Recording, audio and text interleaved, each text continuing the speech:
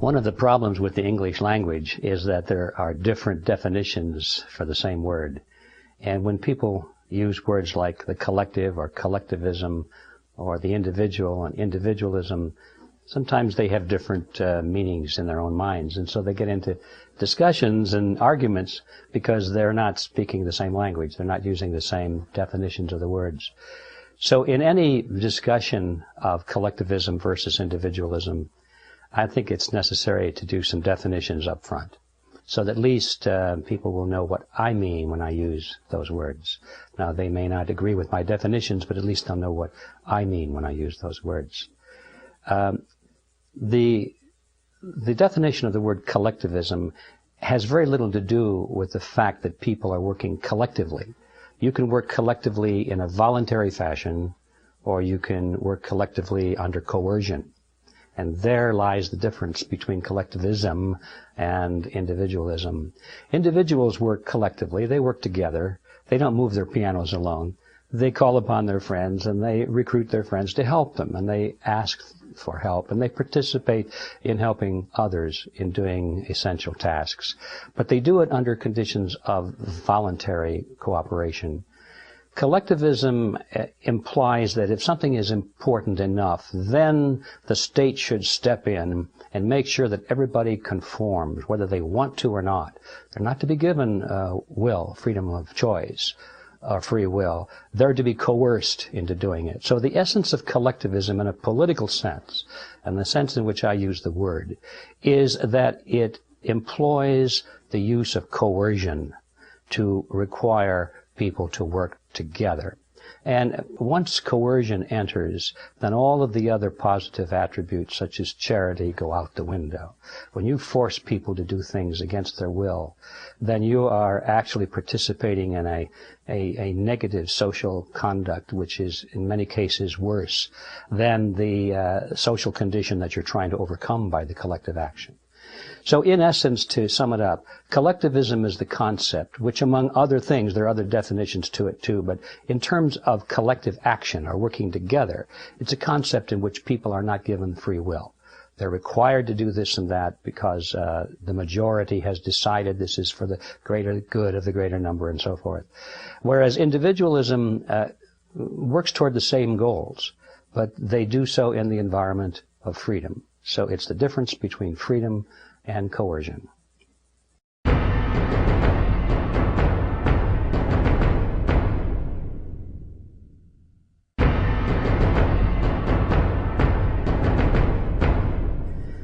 There are groups, many of them I think, that are seeking to establish a new world order, a world government based on the model of collectivism.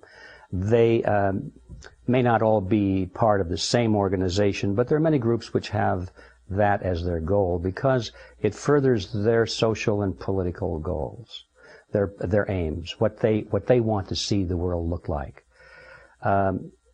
You can imagine who these people would be. The ones who control others benefit from a totalitarian system. In other words, politicians like collectivism, because collectivism puts ever-increasing power into their hands. Bankers like collectivism because it gives the banks the power to create money with state sanction and state support, to create money out of nothing, and that gives control over human beings. Anybody who benefits from controlling others has a natural affinity to this concept of collectivism. They want to be in the driver's seat. They want to be the masters. They want to be the social engineers. They want to be the gatekeepers. And so all of these people work together instinctively, even though they may have separate individual or professional goals. They do work together and support each other toward this ultimate aim of a new world order, is how they like to describe it, which is a totalitarian system based on the model of collectivism.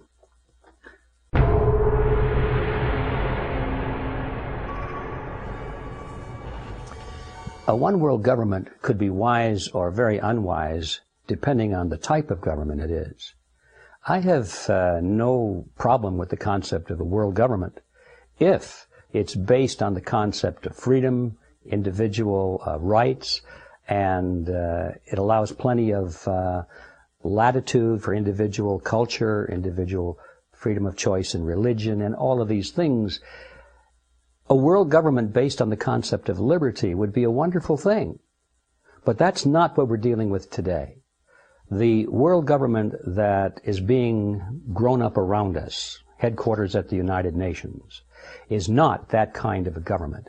It is a government based on the concept of collectivism, totalitarianism. It is not materially different than the kind of a world government that Adolf Hitler would have established had he been able to do so. It's not materially different than the kind of world government that Joseph Stalin would have established had he been able to do so. So when we talk about this issue of is world government good or bad, that's an incomplete question. We have to discuss also what kind of a world government. So, in summary, a world government could be a good thing if it was based on the principles of individualism. But based on the principles of collectivism, it's one of the worst things you could possibly imagine.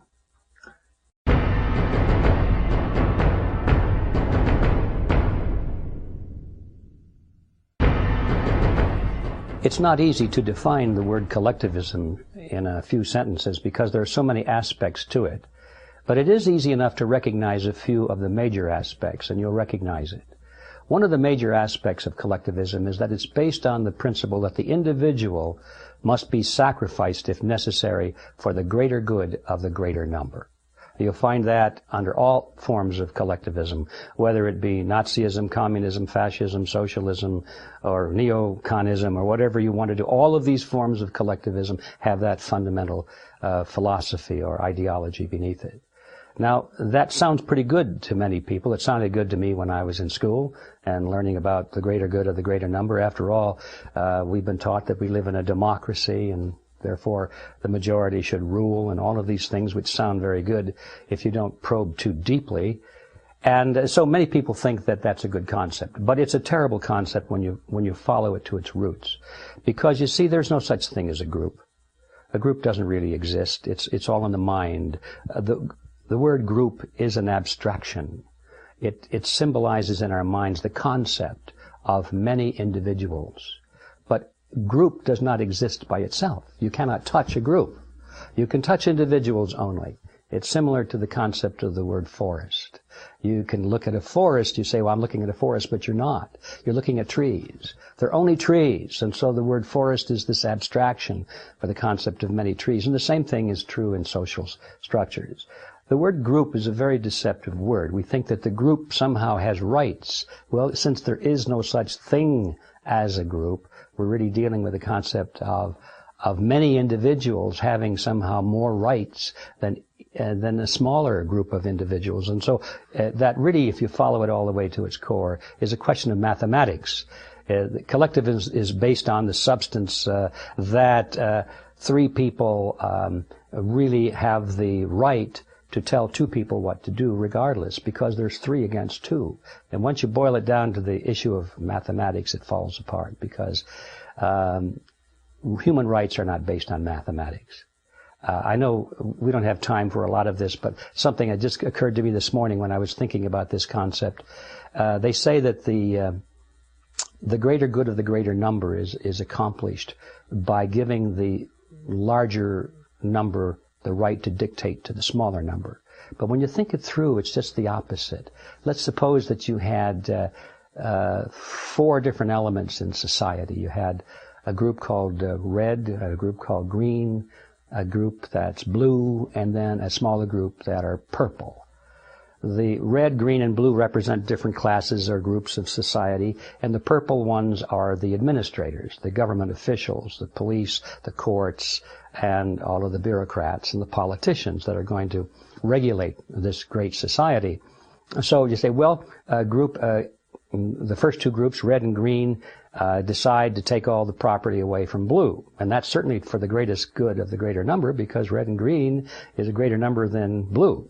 So if that's your point, and finally the greater good of society has been served in that equation. But now the next time around, green and blue decide to take away the property of red. And you say, well, in that instance also, the greater good of the greater number has been served. And then finally, to round it out, you get, what did they do? Red and green, green and blue. Well, blue and red then get together and take away the property of green. And here again, the greater good of the greater number has been served. But when you stand back and look at the whole process, all of the groups have been plundered by the others. And you might say, well, it all evens out, doesn't it? No, it doesn't, because there's a fourth group, the purple. And every time there's a plundering action going on, the purple wind up with a pretty good share of the action just for their administrative services. And so when you follow it all the way through at the end of this process, all of society has been damaged by this greater good for the greater number concept, you see. The only greater good for the greater number really comes from the concept of individualism, when you deny the majority to take away the rights or the property of the minority. If you hold up the individual as the supreme element in society instead of the group, under that philosophy, under that ideology, now you do actually have the greatest good for the greatest number.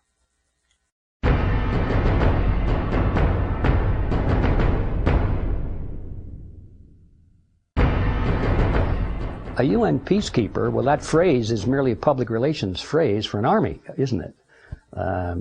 UN peacekeepers are just the soldiers that are employed by the United Nations.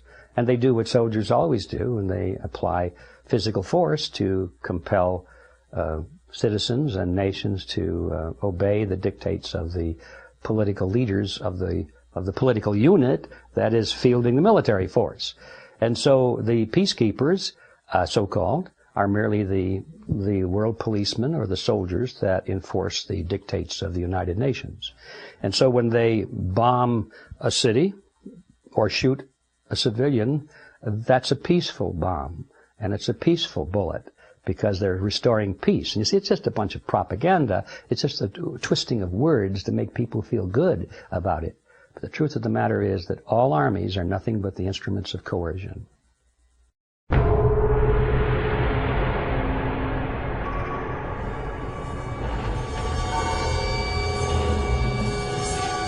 I believe it's pretty easy to see from the record that governments almost always withhold things from their citizens if whatever it is they're withholding would not cast a favorable light on the politicians or the bureaucrats or the government.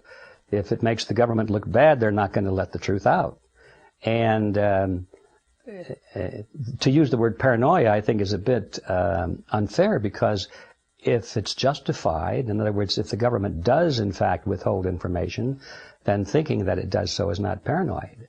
It's just a factual observation of reality. The word paranoid implies it's an extreme or unjustified suspicion that someone's out to get you. But if it's not an unjustified suspicion, if you know it's a fact, then it's not paranoia anymore. It's just recognizing reality.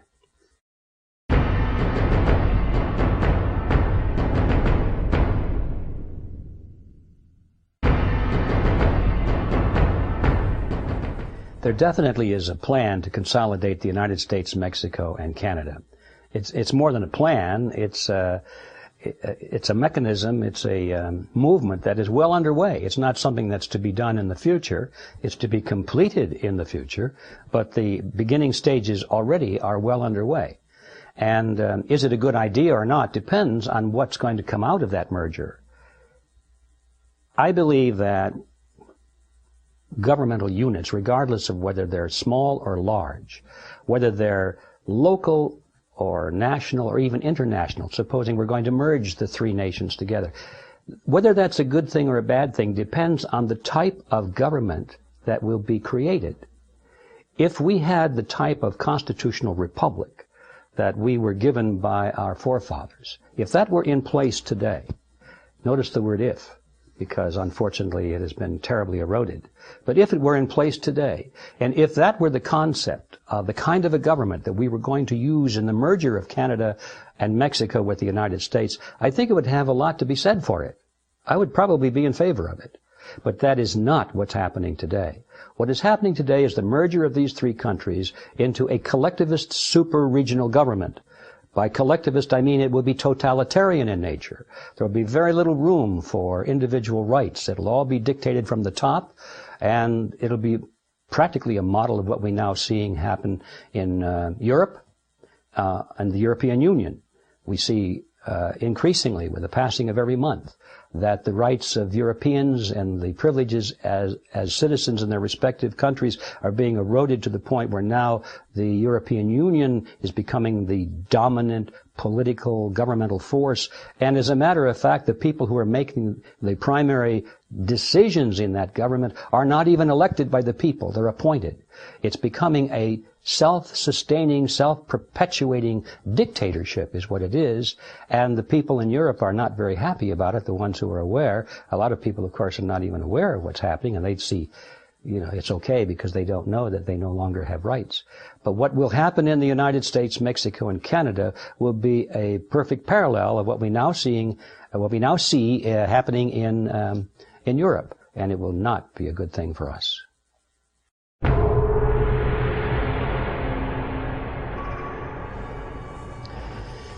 The word conspiracy causes a lot of people heartburn, doesn't it? Because people have been conditioned to laugh at the word conspiracy. Anytime somebody thinks that there are secrets being withheld by the government, or that the government is not being forthright and telling us what really happened in this event or the other, we get a lot of commenters, editorialists, who tell us, oh, you're just a conspiracy theorist. And that is supposed to close off the debate, because who wants to be a conspiracy theorist? It makes you sound like you're mentally feeble or something like that. Well, actually, it's the other way around as far as the mental feebleness is concerned, because people who laugh at conspiracies, I kind of feel sorry for them. They've never read a history book. Because anybody who knows anything about history realizes that from the very dawn of history, world events have been shaped to a very large extent by conspiracies of one kind or another. And it's just been going on throughout the centuries, and there's no reason to believe it stopped all of a sudden with the arrival of the year 2000 or 2008 or 2020 or whatever. No, it's an ongoing thing. And if you go to the courthouse in your local town or your county and you just sit there long enough, you're going to see plenty of trials brought to the front that involve conspiracies of one kind or another. Conspiracies in business, conspiracies in the family, conspiracies to deny somebody their right, conspiracy on the part of a corporation to violate a law, conspiracies all over the place. And yet, when you come to government, where the rewards of conspiracy are the greatest of all, we're supposed to think that it's impossible that our government would have conspiracies in it, and anybody who would think so is some kind of a Looney Tune. When actually, it's just the other way around. People who question conspiracies, I think, have got an awful lot to learn. Is there a conspiracy at work to take over the world? There is a movement at work to take over the world. There is a group of people who are trying to do it, and if they're well along, as a matter of fact, in accomplishing this goal. The trouble with the word conspiracy is that it needs to be defined. Conspiracy needs three parts to make it a true conspiracy. First of all, it has to involve more than one person, two or more people. The second component is that it uses coercion or deception to accomplish its goal. And the third ingredient is that its objective has to be either illegal or immoral. If you have those three things together, then by dictionary definition, you do have a conspiracy. So we look at the group today, and I'm talking primarily, let's put a name on it, the group of people who are centered around the Council on Foreign Relations, the CFR. It's a relatively small group, about 4,000 people in the United States. All of their people are in very powerful positions in government, in the media, in the educational system, and so forth. They are really the hidden rulers of America, and they all have a common agenda. And that agenda is the establishment of a new world order based on the model of collectivism.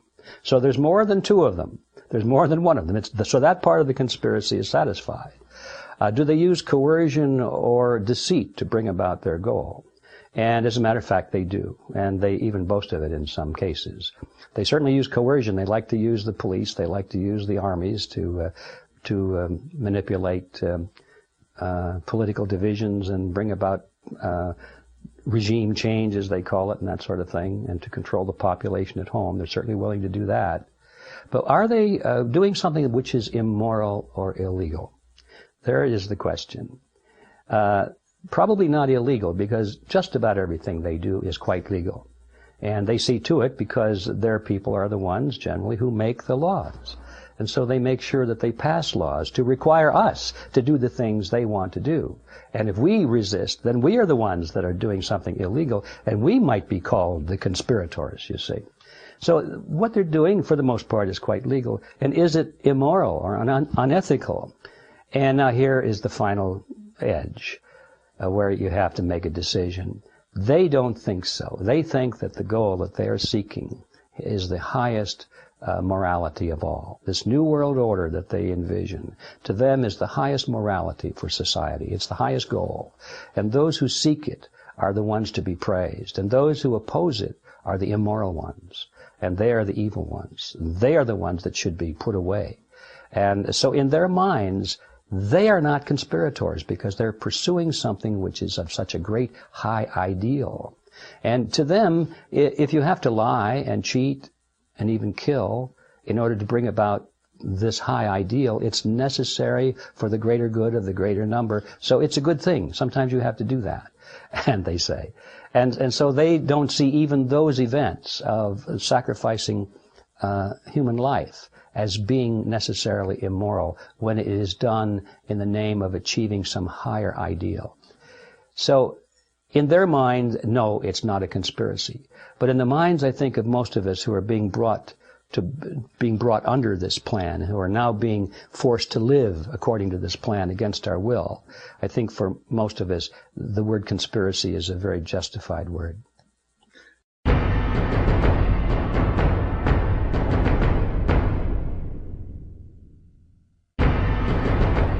Whether or not the energy establishment is hiding technology or thwarting it in some way is, of course, a great suspicion in the minds of most people, including mine. I believe that they probably are. I think that they probably would if they could. After all, if they didn't, it could cost them hundreds of billions of dollars in profits. And so, knowing how the corporate mind works, I would assume that if they could suppress technology successfully, they would.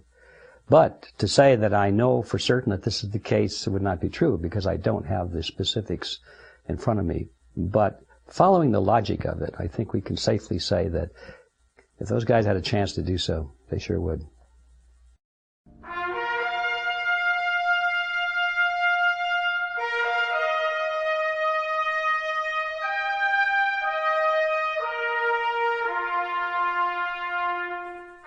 The U.S. Constitution, of course, is a document. It's a set of rules. It's the place we go when we need answers to political questions. It is the compass that should lead the nation along the path of freedom and liberty for the individual. But in essence, it's merely a concept, isn't it? The words and the pieces of paper on which the words are written mean nothing by themselves unless they're studied, unless they're interpreted, unless they're understood, unless they're revered in the hearts of the American people.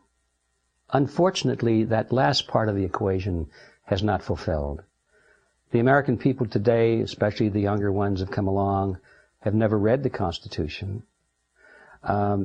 And those who have read it have never given much thought as to why the provisions were there.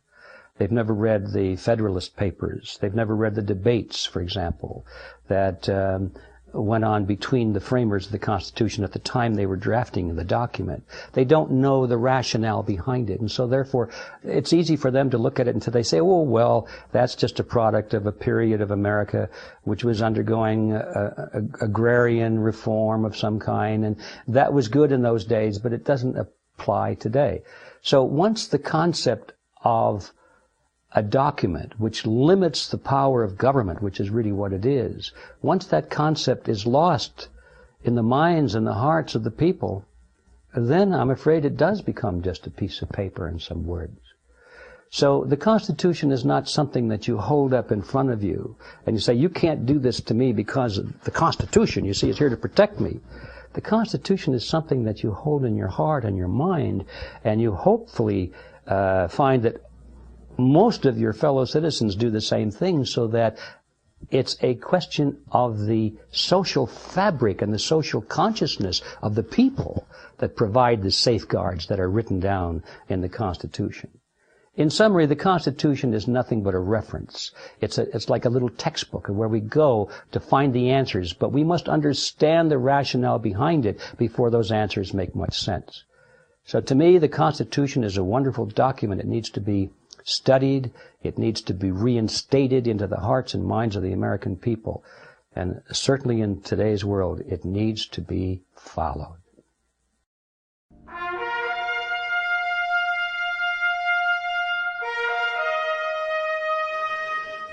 The significance of "we the people," as it was written into the founding documents of the United States, was that the power of the government was coming from the people being handed to the government, and that the people, we the people, were the supreme authority.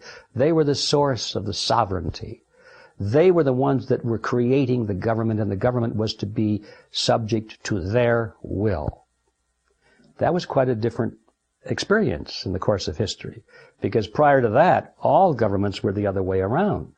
That the governments were formed by the kings and the conquerors, and then they say, oh yeah, well, by the way, now that we've got ourselves in charge here and we've got everything under control, let's see about the people. Maybe we'll think about the people. What rights are we going to give the people? What benefits will we give the people to keep them from revolting or whatever? But it was always the top down until the United States Constitution was written, and all of a sudden it was from the bottom up. We the people were instituting that government. So that's the essence of it.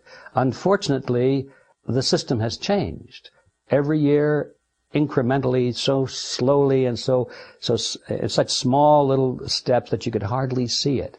The fulcrum has gradually tipped back the other way, and now we have reverted back to the old world style of government, where the government is in charge, and we, the people, are being told what to do by the government. And that's a situation that is very sad in my mind, and it's more than sad, it's very dangerous, and we had better change it, or else we're going to wind up in abject slavery.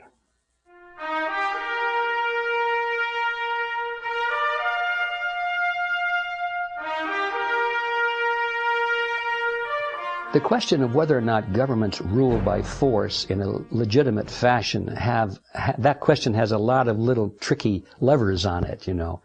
The issue of rule, let's take that word for example. Should a government rule? Should a government govern? Or should a government protect? Now, the view of individualism is that the purpose of government is to protect the lives, liberty, and property of its citizens, nothing more. Government is not there to govern, but to protect. So in that concept, you can say that government can protect using force. Of course, you have to use force against criminals who are trying to take away your life, your liberty, or your property. No government can protect you if they don't have authority to use force to protect you. So in that sense, that would be legitimate. But now if we switch over that word rule and include a whole different concept of, should they tell you what to do with your life? Should they tell you where to work, what time to get up, what to say, what to think, where to travel, and so forth, how you should engage in your economic transactions, where to live, all of these things. Now that's a different concept for governing. And in my view, there's certainly nothing logical or legitimate about this. And the use of force to do that kind of thing, of course, that's just the same old concept of totalitarianism, in which the king will tell you what to do with your life. So it depends on what you mean by the word govern.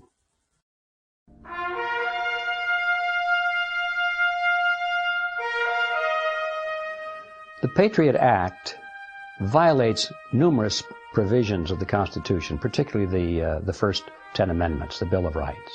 There are many provisions in the Patriot Act which go directly contrary to our Bill of Rights. So, to me, on the surface of it, the Patriot Act is totally unconstitutional. There are some side issues there that I think are mostly sophisticated issues thrown in to muddy up the waters a little bit. Like, for example, what about conditions of national security? You know, can we suspend the Constitution? In other words, can we suspend your rights to protect your rights? Which is basically the issue. And you get into these silly debates, and I think anybody, if they thought it through, says, no, you can't take away my rights to protect my rights. That doesn't make sense at all. But basically that's what the philosophy behind the Patriot Act and all these other so-called security acts is all about. They're going to take away your freedom now, so you don't have to worry about losing it later.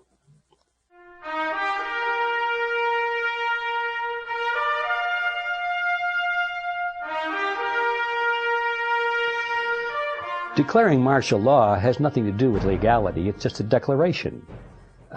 Declaring martial law is done when a military commander or a leader of the military, even if he's the president, he's the leader of the military, speaking in this mode, stands up and said, I, the leader, hereby declare that this nation is under military law. And that means all other laws are disbanded. So there's nothing legal about it. There's nothing constitutional about it. It is martial law. It's dictatorship.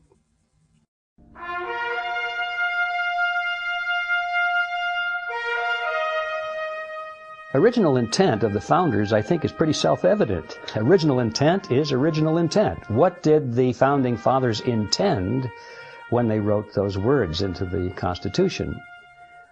They can be interpreted in modern context. You can say, well, they might have intended it to apply to all money, for example, in the times of the drafting of the Constitution. But in today's world, it doesn't apply that way.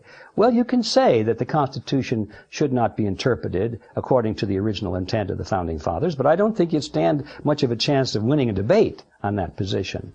The Constitution means what the founders intended it to mean. Otherwise, it means nothing. If you want to have the Constitution mean what modern politicians think it should mean, then you don't need a Constitution. In fact, you're better off without one. Just say, what do the modern politicians want us to do today? Forget the Constitution. If you're messing around with the Constitution, you must face the reality that it means only what the original intent was of the founding fathers.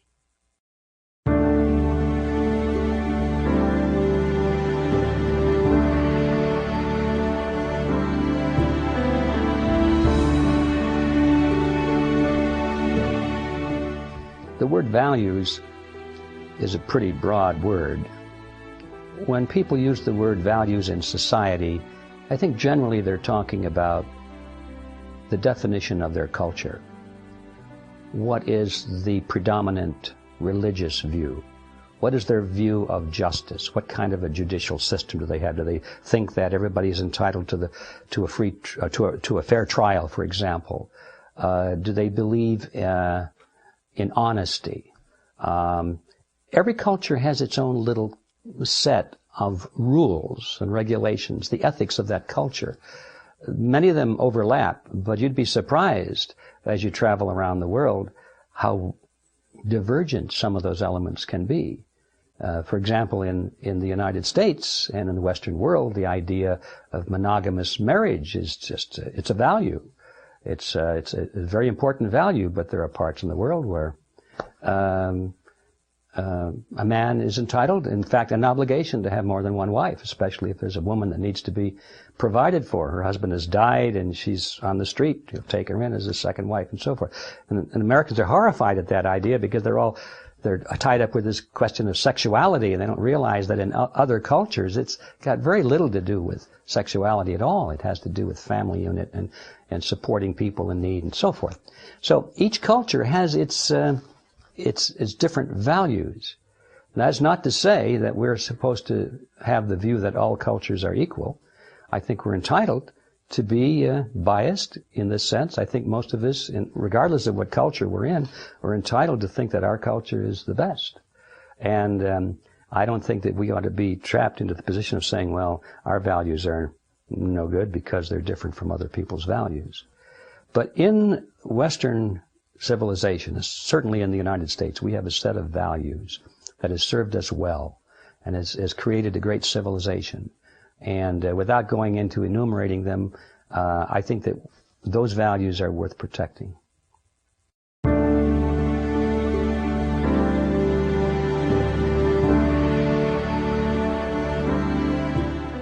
Cultural Marxism is a phrase that's used to describe a way of spreading the doctrine of Marxist-style collectivism through means other than straight politics and economics. Marx, in his works Das Kapital and the Communist Manifesto, spoke very eloquently about the ways of bringing about collectivism through political and economic means. But after Marx, there were a group of Marxists who wisely decided that you could bring this collectivist society to a nation through culture as well, by introducing certain values and concepts that would break down the family, for example. Just one example. If you could somehow break down the family unit so that it was no longer self-sustaining and no longer valued in a society, then that would leave individual members who formerly could turn to the family for support in times of need. They would now be cut loose. They would be without a place to go in times of need. So now they have to turn to the government, you say. So if you can destroy the family, you are creating collectivism. You are supporting and expanding collectivism. If you can break people away from religious affinities, for example, where they would turn to their community, their religious community, for support and help, or they would turn to Scripture for answers to certain perplexing questions. They would have if they have an affinity to their religion, they might say, well, we're not going to go along with government because it's contrary to my religion. So cultural Marxism would attack religion of all kinds. It doesn't make any difference, because there was another place where people could go other than to the government for support and for answers. So cultural Marxism would be that type of activity in any society that breaks down the culture in such a way so that people instinctively turn to government as an alternative for the support that they otherwise would have. This is done through art, it's through music, it's through literature, it's through motion pictures and that kind of thing. It's the implanting of certain ideas and concepts which make them very ripe for the philosophy of collectivism and makes them very ripe for turning to government as the big daddy, the big solver of all problems.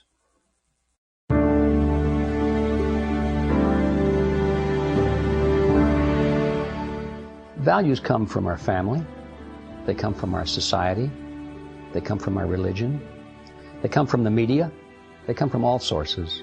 Some claim, and I think there's some support for it, that some of it is inbred, that some people have more of an instinct for certain values of kindness and justice and so forth than others.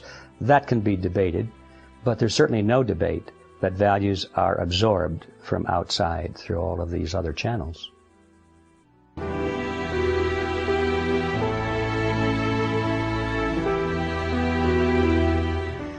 Whenever you discuss values, you wind up discussing comparative values, don't you? I mean, this value versus that value. This is better than that value. And inevitably, you find people that hold different values than yours. And all of a sudden, you've got a little debate on your hands, and some people cannot stand a difference of opinion on their values. Somebody said once that the only thing that people are open-minded about are those things in which they have no strong opinion. And I think there's some truth to that. We tend to be open-minded on a lot of things except when you hit home, something we really believe in. So that's what happens in the discussion of values. We all believe very strongly on them. And so that's where it's like walking through a field of landmines.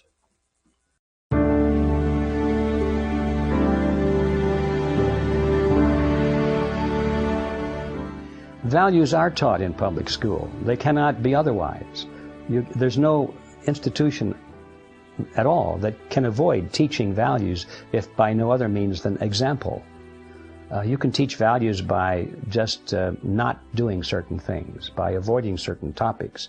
Students pick up on that. They get the message that, we're not talking about religion, for example. Well, that's a value. We don't talk about religion. That's a value.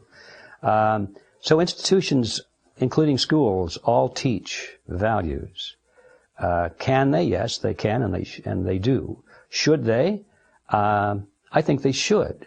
But now the question is, what values? And now we're to a deeper question, which is when we talk about schools, we're talking generally about public schools, which are political entities.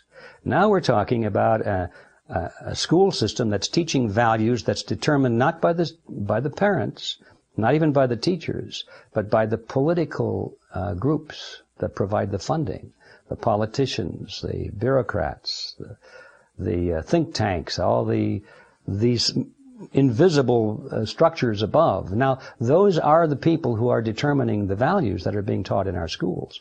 I think, personally, the ultimate answer is that schools should teach values. Schools should be completely operated by parents. They should be in control, and therefore the parents can determine what values are taught to the students. If the school doesn't teach the values that parent wants taught to their children, then they can take the child out of that school under my ideal system and put him in another school which does teach those values.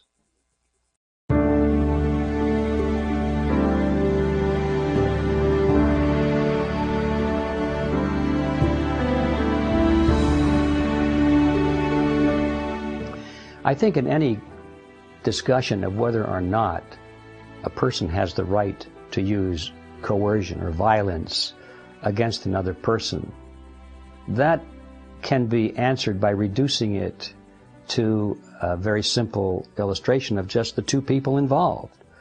The question is, would I have a right to use violence against someone who was trying to force me to participate in something that's immoral, or to acknowledge something which I consider to be immoral, or to go along with an activity that I consider to be immoral?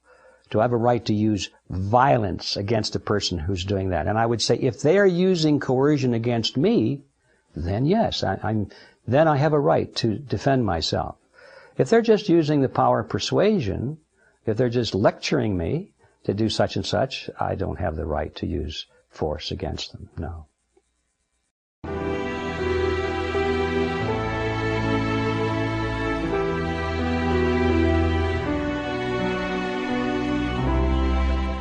The question of indoctrinating soldiers to participate in a war and be willing to kill enemy soldiers, is that a morality, is that a moral thing to do or not, is very complex, because there are several assumptions that are made in that. First of all, the assumption is that the war is a just war. If the war is a just war, and we could define that. There's another assumption. What makes a just war? And we'll perhaps come back to that. But putting that aside for the moment, if we assume that the war is just, which in my view is that it's defensive, then I don't think you need to indoctrinate any soldiers to be willing to go into battle and fight and kill if necessary, because they're not just going out to kill somebody because they want to kill somebody. They're fighting to defend their homeland. They're fighting to defend their families, their wives, their children. And that is an intrinsic right. In fact, that's an obligation, I think, that we all have. I don't think we need to indoctrinate anybody to do that. Now, if we have to indoctrinate soldiers to do that, and by that, we're going to assume that means we have to convince them to do something that they wouldn't logically do if they had full knowledge of all the facts, well, then it's not a just war, in my view. I think that a just war is one that you don't need to indoctrinate anybody to go fight it. If it's a just war, people will know that it needs them in it. So there are a couple of words there that make it tough. Is it a just war? And secondly, if it is a just war, indoctrination will not be necessary.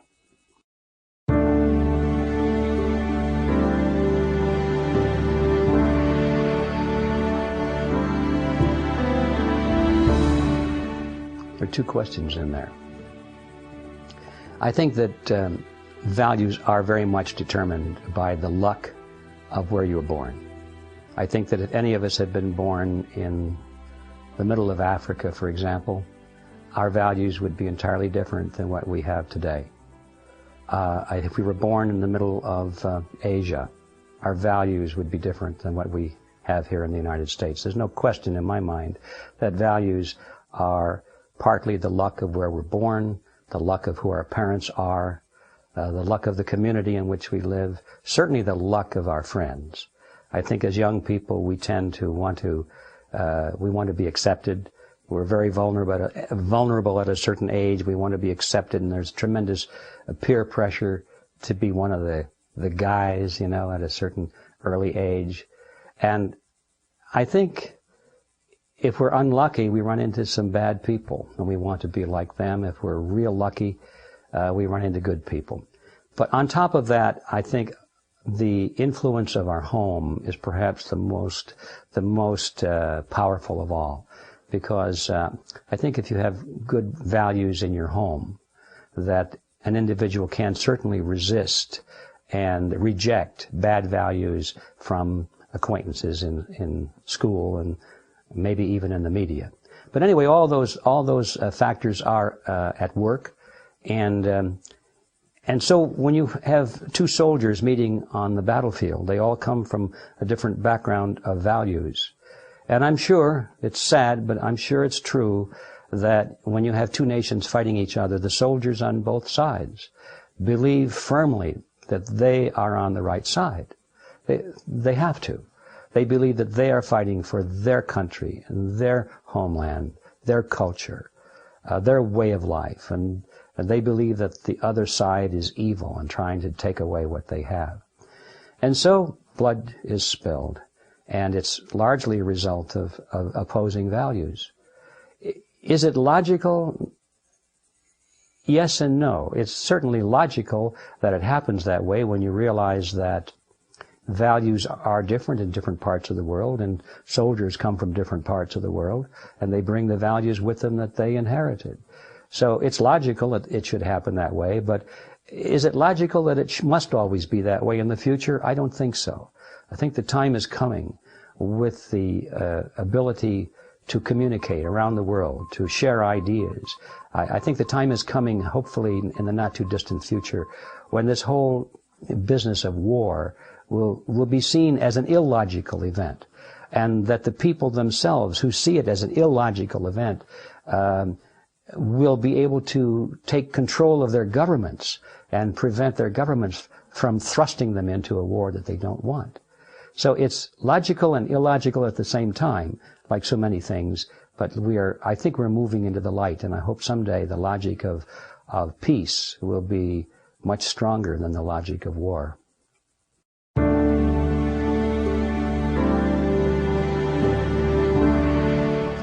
The phrase culture war generally applies to a clash of civilizations, I think is the way they put it now, a clash of cultures, where peoples with different cultural backgrounds suddenly find it that their cultures are mutually incompatible. I really find that hard to believe, because cultures have been able to get along side by side for thousands of years until political leaders come along and decide that they want the territory or the riches of the other country, and then they start playing upon the cultural differences of their people to whip up some kinds of a hatred against the other culture. I don't think that cultures inherently are antagonistic to each other. I think they're rich. I mean, I've traveled in many parts of the world and have seen some amazingly different cultures. I'm just fascinated by them. I don't see, just because they're different than mine, I don't feel any urge to go out and start killing everybody I see. And I don't think that others are the same way from those cultures when they come to the United States or to other Western countries. They don't have this insane desire to start killing everybody because they have a different culture. I think it's a rich fabric, and people can observe and appreciate each other's culture without having hatred of the other culture. The hatred part comes when the political leaders are trying to whip up the populations into an emotional support for a war that has entirely other foundations for it. A war for economic gain, a war for imperialism, a war for domination, a war for oil, a war for money, whatever it is, that they can't tell the people that that's the reason for the war, so they tell them it's because the other culture is so bad, and the other culture hates you, and if you don't hate them before they hate you, it's going to be too bad, and so forth. It's all the politicians that create this kind of a scene. So culture differences, in my view, are not a bad thing at all. I think they're very fascinating. In fact, I think there's a richness to it that makes the world a better place. I don't see them as the cause for war.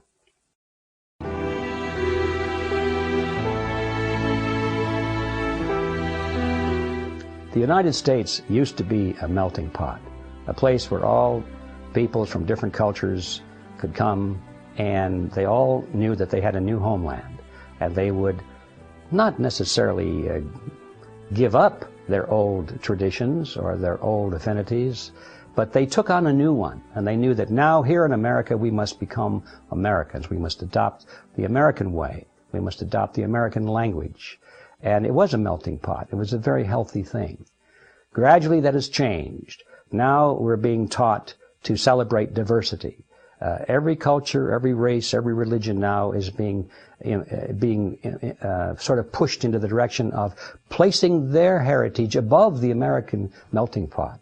They're being told that the American melting pot is a bad thing, that you should have allegiance to your homeland and to your origins first. So now it's no longer a melting pot. Now it's kind of like a centrifugal force where people are being thrown away from the center, and we're having more and more divisions based on culture than we ever have before. It's a very bad sign, and I think we have to go back to the melting pot concept again.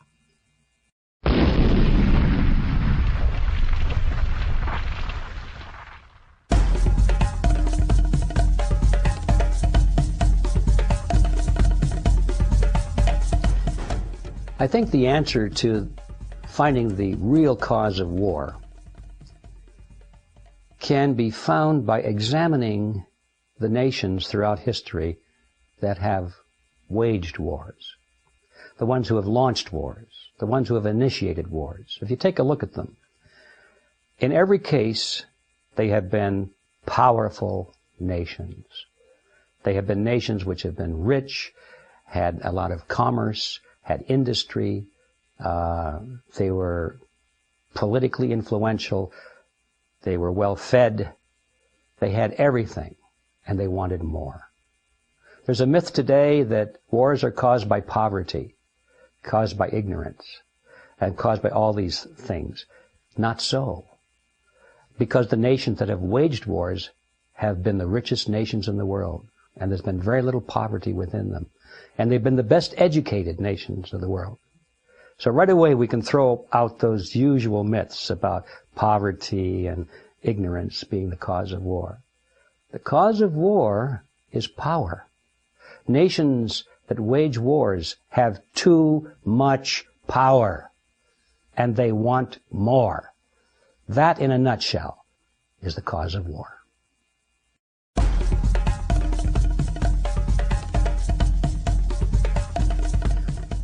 Well, in my book, The Creature from Jekyll Island, I created a fanciful scenario called the Rothschild formula, and it was an explanation of why the international bankers participate in financing both sides of wars. Now, I made it very clear that I doubt that this was ever spelled out, certainly never written by Rothschild or any of the other bankers, but the ones in that banking fraternity understand the rules of the game pretty well nevertheless. And it goes something like this, that the very wise and wealthy financiers of the world, going way back, even before Rothschild's time, have observed that the world was a pretty rotten place to live in. That nations were always fighting over something or other. Somebody was always trying to conquer somebody else, and wars were universal. Too bad about that, but that's the way it is. So they decided that, well, Since you can't stop wars, you might as well benefit from them. You might as well finance these warring sides, because they pay a lot of money to get gold and silver, whatever they need to finance their military excursions. They need money. So we found out, that we bankers, that if we loan money to them, that we get paid back. They don't question what the interest rate is, because they're fighting a war. And if they can win the war, they can just plunder the victim and pay us whatever we want out of the plunder. It doesn't cost them anything, really. So too bad about that, but we'll finance both sides of any war, because we're not going to stop it. We might as well benefit from it. Then the issue comes up, well, what happens if one of these nations decides not to pay us? What are we going to do about it? Well, that's a problem. Since we bankers, we don't have any military of our own, what are we going to do about that? How are we going to force that nation that we loaned this money to pay us back? The answer is very simple. If they refuse to pay us back, we'll finance an opposing nation or a revolutionary group somewhere else to become an enemy of that nation and attack it and destroy it, invade it. We'll create another war, in other words, in order to get our money back. We'll finance this side to attack that side. And so by financing all sides in a war and keeping the world divided up into warring factions so that no one unit is particularly stronger than the other, the banks can continue to finance all sides of wars forever and always collect their interest, because they have the ability of putting one nation against another nation to collect their debts. In a nutshell, that's the Rothschild formula.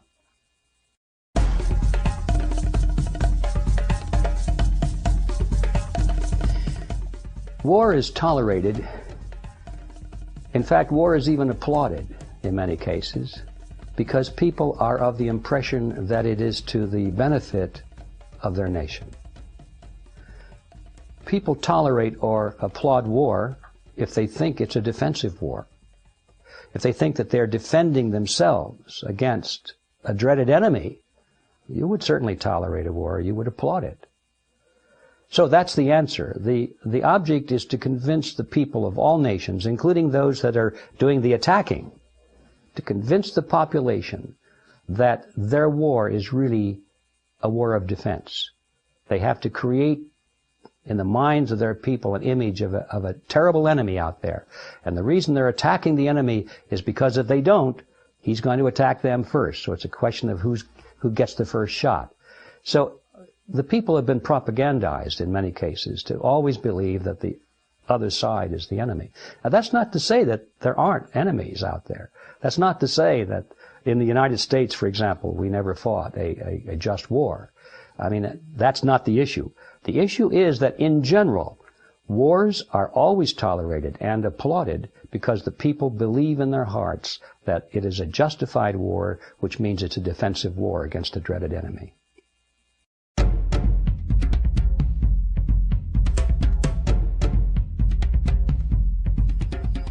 The issue of murder versus killing as it relates to war is pretty much the same as it relates to individuals. If an individual kills another person in self-defense, if he's defending his life and has to shoot somebody who's threatening his life, that's not murder. It's self-defense. It's killing, but it's not murder. If a nation is engaged in a just war, which means a defensive war, and killing goes on, that's not mass murder. That's killing. It's true, it's killing, but it's defensive. So the question is whether or not the war is aggressive or defensive. If an individual takes the initiative against another individual and takes their life, that's murder.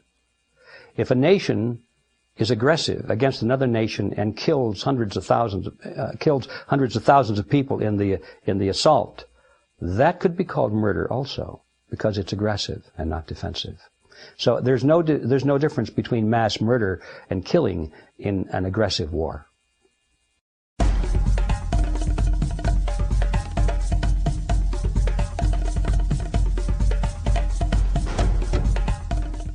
Capital punishment is an issue which has a tremendous amount of energy and emotion attached to it, because some people look at it as the needless taking of another person's life. and they have strong religious convictions against that, or perhaps just ethical convictions against it. Others see execution of a criminal.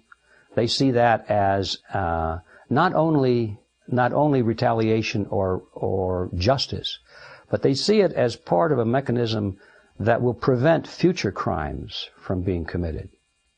In other words, they believe that if you don't punish a murderer for his crime, that will result in more murders taking place in the future. So it is, in their minds, it's a justified process because it actually saves lives. It's not just seeking revenge or seeking justice for the commission of one crime, but it's saving the lives of future victims who, because of this, will not be attacked. And all of that has to be viewed again in the context of whether it is aggressive or defensive. If you are taking the life of a criminal who has been duly processed and convicted of a crime, and you're taking his life, that's not an aggressive act, it's a defensive act. You are defending the lives of future victims by making a statement to society that future criminals, future killers are not going to get away with it, and that will save lives in the future. And therefore, in that sense, it is a defensive act.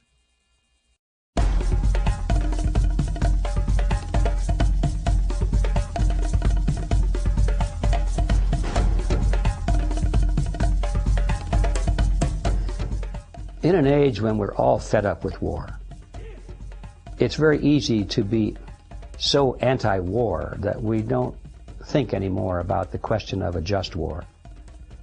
We think that all wars are wrong. In my view, this is not clear thinking. Defensive wars are justified. And in a defensive war, if somebody's trying to attack us and take over our country, truly do, not something that our political leaders have created this myth about, but really is truly happening, then we would gain by winning that war. Because if we didn't win it, we would lose our freedom. So there would be a net gain in a true defensive war. We've got to get rid of this thinking that all wars are automatically unjust. I have to say that most wars in our modern age, in my view, are unjust because they're being fought over reasons which are not honestly stated. They're being fought over hidden agendas. But we must keep in mind that there is a theoretical basis for a just defensive war. And in that case, the winner would have a tremendous amount to gain, be preserving his liberty.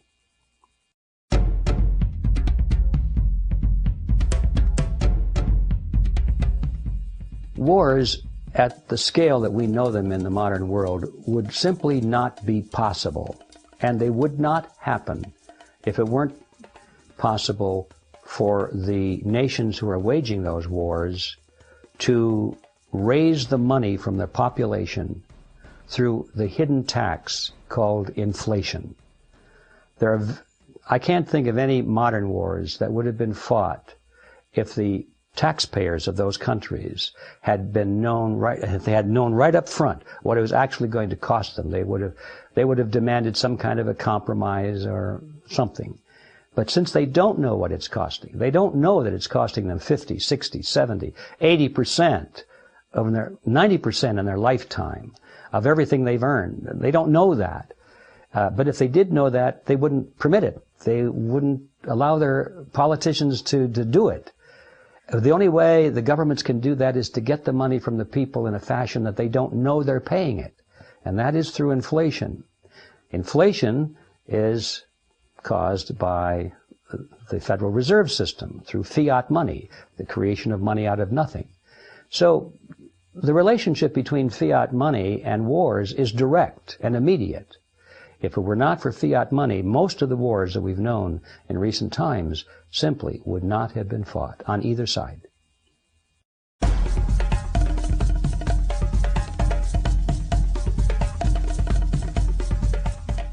Eisenhower was dead right about the military-industrial complex.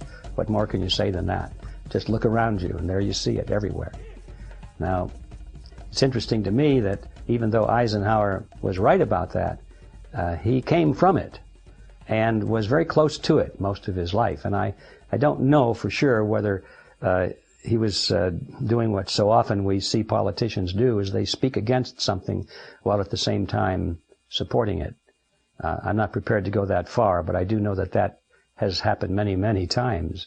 I think of the establishment of the Federal Reserve System, when Woodrow Wilson came out and spoke so vehemently against it, and yet he signed the bill, and he was financed by the banks, and so his job was to speak against it so that people would think that he was the voice of caution and that he wouldn't allow anything to happen that wasn't in the best interest of the American people, whereas all the way along it was known from the beginning that he was going to cooperate and let it go through. So whether Eisenhower is in that boat or not, I don't know, but the simple answer is that he was right about the military-industrial complex. Definitely right.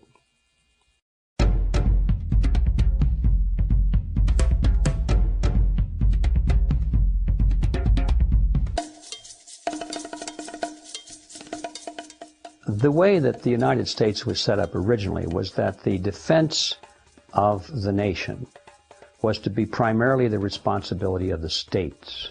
They were to create militia drawn upon able-bodied American citizens within the state.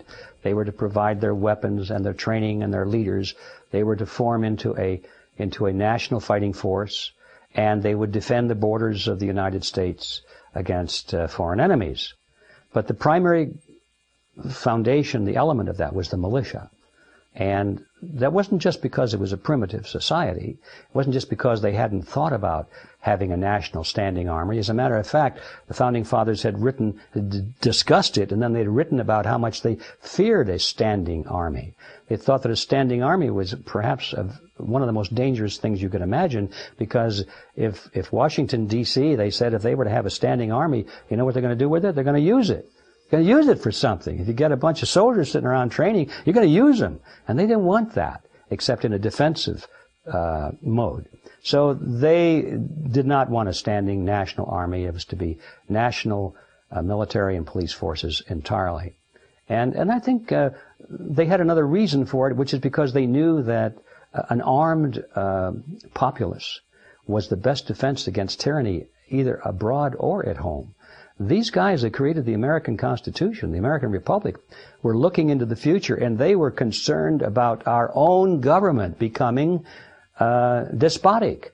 They could see that. They talked about the possibility of that. How do we prevent that from happening was a major issue of discussion. And they said one of the ways is to make sure that we don't give them a standing army, and the other way is to make sure that the local population was armed.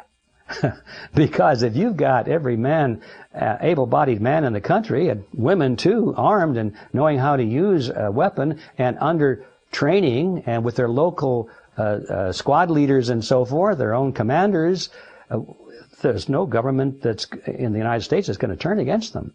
So they were very wise, I thought. And today, people laugh at that concept, but now that we're losing our liberties, I think the laughter is dying down pretty rapidly.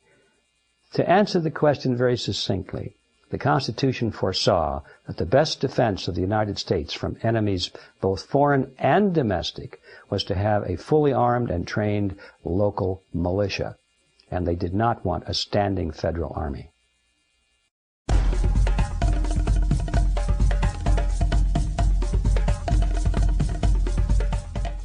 In the final analysis, if this country is to be defended, it must be defended by we the people.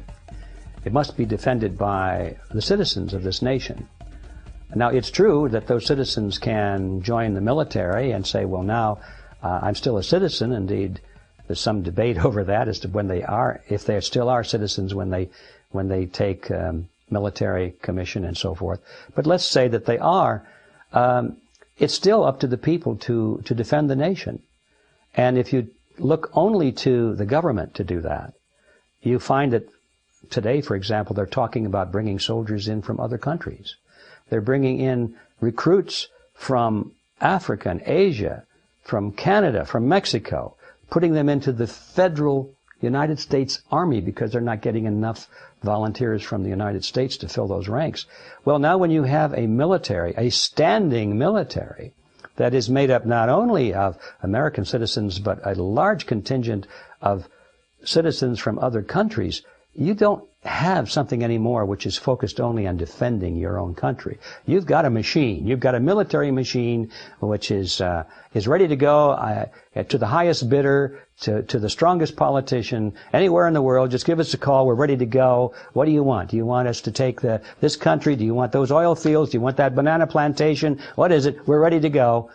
We got a PR department that'll figure out how to explain it and sell it to the people, make it sound like we're fighting for freedom. That's what you're developing under these conditions, and it's very dangerous.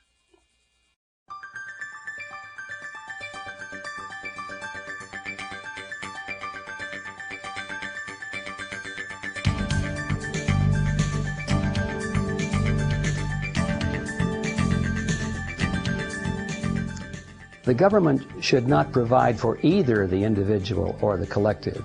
That is not the role of government to provide, at least in the view of people who follow individualism. In my view, the proper function of government is not to provide, but to protect. Because if you're going to provide for some, you must have the authority and the power to take from others.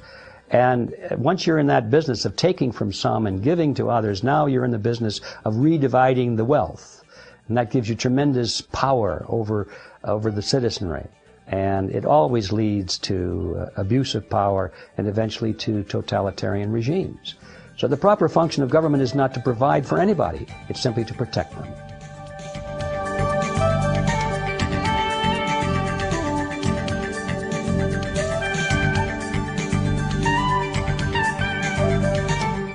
I don't believe that the Constitution addresses the issue of corporations.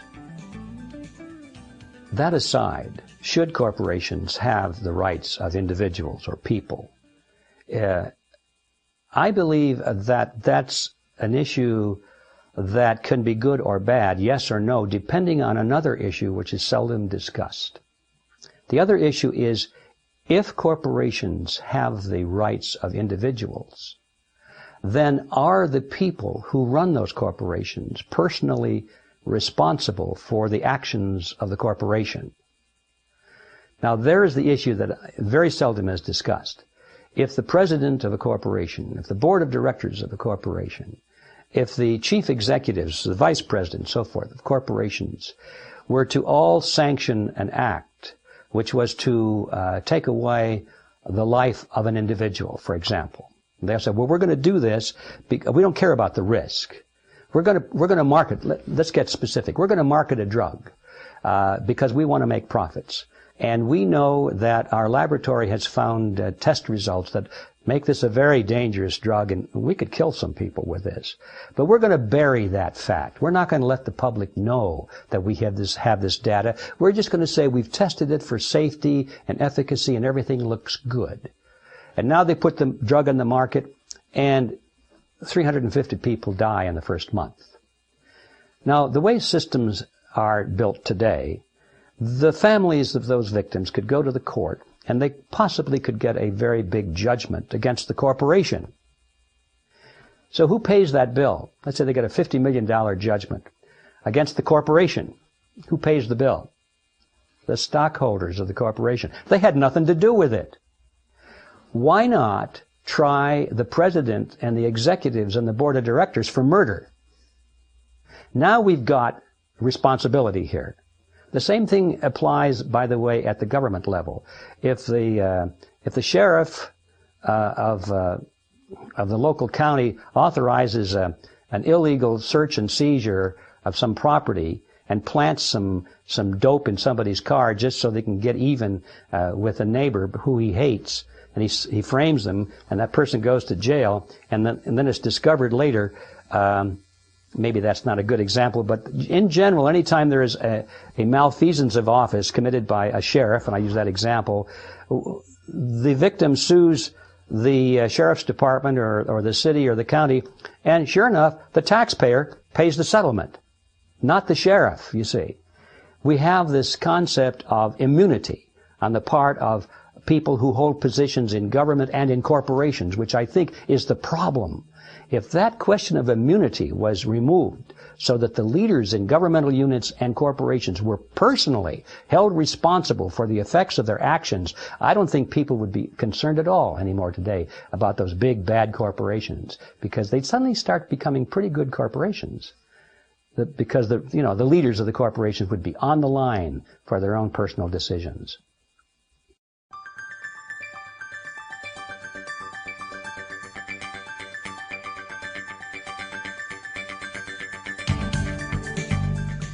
I don't think that the problem of political corruption is to be solved by limiting the length of time that a politician stays in office. I think the problem it has more to do with the enlightenment of the electorate, so they don't elect into office people who are corrupt or corruptible.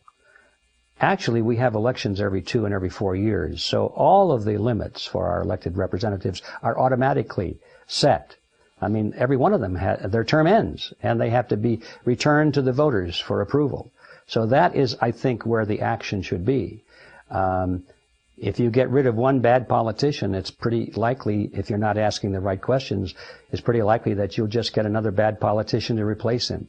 As a matter of fact, the shorter the term, the more likely they are to try and make the killing as fast as they can before they get booted out of office. I think looking at the term limits is not looking at the right place. The right place to look for a solution to the problem of corrupt politicians is at the voter and their perception of who they're voting for and what the political principles of their candidates are. Now, part of that's due to the media, which of course will never allow those issues to be discussed. It's a big issue, I understand, but I don't think just limiting politicians' term is going to change a darn thing, except create the illusion that perhaps a solution has been provided, when it hasn't.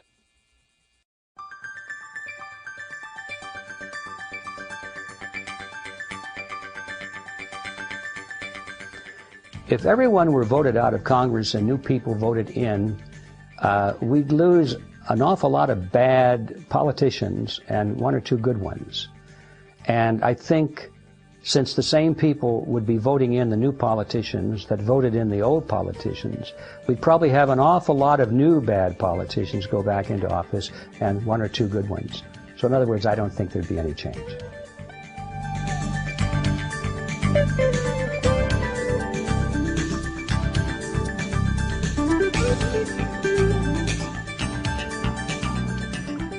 There's no doubt in my mind that the political apparatus of the United States government is much more beholden to the powerful lobbying interests, the companies that can write those big fat checks, campaign contributions and that sort of thing.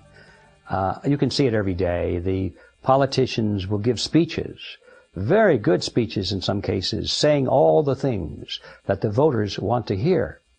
But then when it comes time to vote on an issue, they quite often will go directly opposite to what they said, and they will vote in favor of the positions that the corporations want and the lobbyists want. While the average voter will write letters to his congressman, many of the corporations are writing checks to their congressman, and you can be sure which one gets the most attention.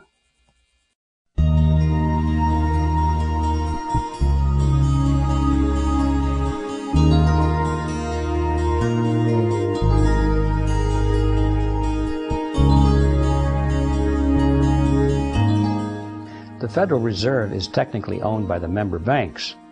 So we know who owns the Federal Reserve, the member banks. But who owns the member banks is very difficult, if not impossible, to find out, because the member banks are not registered with any government agency. They're not corporations. I understand, I haven't checked into all of them, but I understand that they have the basic structure of a partnership or something very private. It may even be something unique. I don't know. I've never looked into that part of it. But it's not on the public record. And the owners or the partners of these banks are not about to let it be known. Now, it's true that you can buy stock in, Chase Manhattan and all that sort of thing. You can buy stock in the Bank of America, and, as a stockholder, you're listed. But the true control and ownership of these corporations is not on the public record. And it's easy to hide that. You can use street names, you can use Swiss accounts, you can have corporations holding stock for other corporations which are holding stock for other corporations and that sort of thing. And in general, it's possible to completely conceal the controlling interest of the banks from the public. But now, having said that, I want to go one step further and say that it's perhaps not as important as you might think whether the exact names are known for these banks, because whether they're known or not, we still have the same problem. Yes, it's a matter of curiosity to know whether or not the banks have any foreign interest, whether the Rothschilds own a big block of it or that sort of thing. That would be very interesting. And in fact, it might even be a legal issue, because the Federal Reserve, being a corporation created by the federal government and charged with representing the United States government in terms of monetary affairs, there may be some limitations of foreign stockholders. I don't know about that. But so there may be some legal question there. But the point I'm trying to lead to is that regardless of who owns these banks, the issue still remains the same. If the banks were all held publicly, the issues would still be the same. Who runs the banks? Who controls them from behind the scenes? You can control a corporation or a bank, even if it's not a corporation, without actually having 51% ownership of the shares of stock. As a matter of fact, most corporations are controlled with about 2-3% of the stock, and in some cases much less than that. And so the issue is who controls these banks and what do they do with them? If we were to abolish the Federal Reserve System tomorrow and get the banks out of it completely, turn the entire function as it now operates over to the Treasury, so now there are no banks involved in terms of ownership, at least. The banks are still involved, but they don't own the Federal Reserve. Now the Treasury is operating this whole mechanism. Nothing would change. The same people would still dominate the system from behind the scenes. So this question of ownership, I think, receives too much attention, because the idea, where that idea goes, is that, well, if we can just find out who owns these banks, and if we don't like who they are, then we can support a move to abolish the Federal Reserve banks and turn that system over to the Treasury, exactly as it's now operating, you see. So the focus should not be on who owns the banks, but on what the banks are doing, you see. And that's why I back a little bit away from the traditional answer to that question.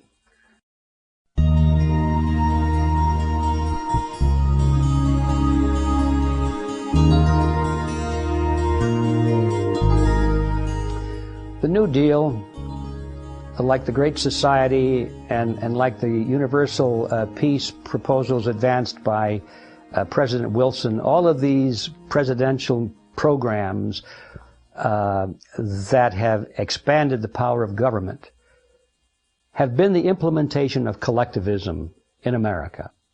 Starting at about the time of Woodrow Wilson, the country at that point was pretty much an individualistic country. It was based on the principle of the individual being supreme and the government being the servant of the people. Starting with World War I, starting with Woodrow Wilson, on down through World War II, down through the Vietnam War, now to the war on terrorism. All these wars are always used to frighten the American people into accepting the expansion of government, supposedly to protect us against an evil, terrible enemy. It has not been good for America. It has been the demise of America. It has been sold to Americans as being a good thing because it somehow benefited them. But when you look at where we were then and where we are now, you can see that we have traveled the road to totalitarianism almost to the very end.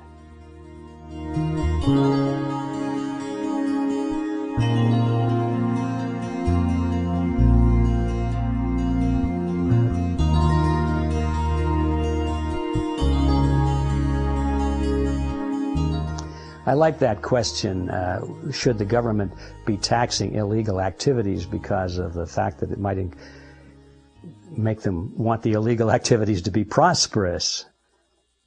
My answer perhaps is a little extreme. I think most of what the government is doing is an illegal activity. And I see no difference between most of what the government is doing and these so-called illegal businesses it's taxing.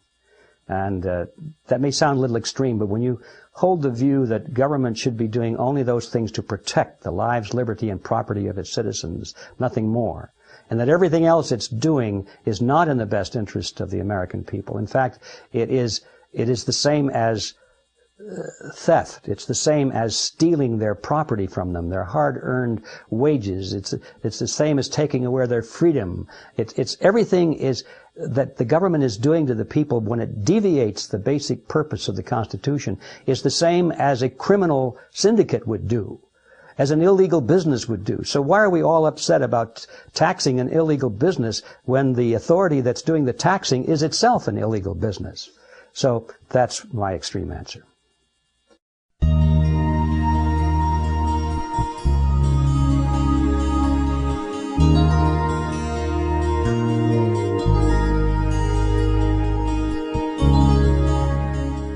The government has no incentive to reduce the consumption of nicotine or alcohol,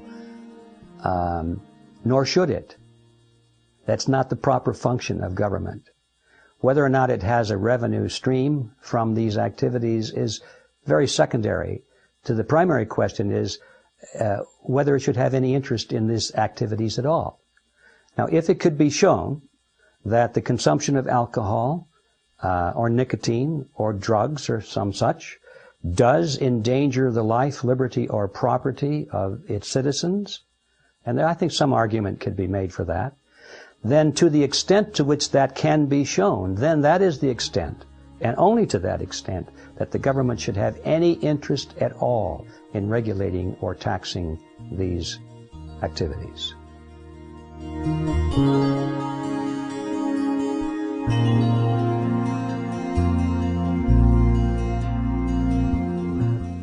The government should have no interest in funding or regulating or directing the activities of alternative energy companies or technologies, except to the extent that that might be viewed as a means of protecting the life, liberty, or property of its citizens. If you can legitimately, and without stretching your brain all over the place to say, well, if this, and this, but if it's a direct relationship, then the government should have an interest in it.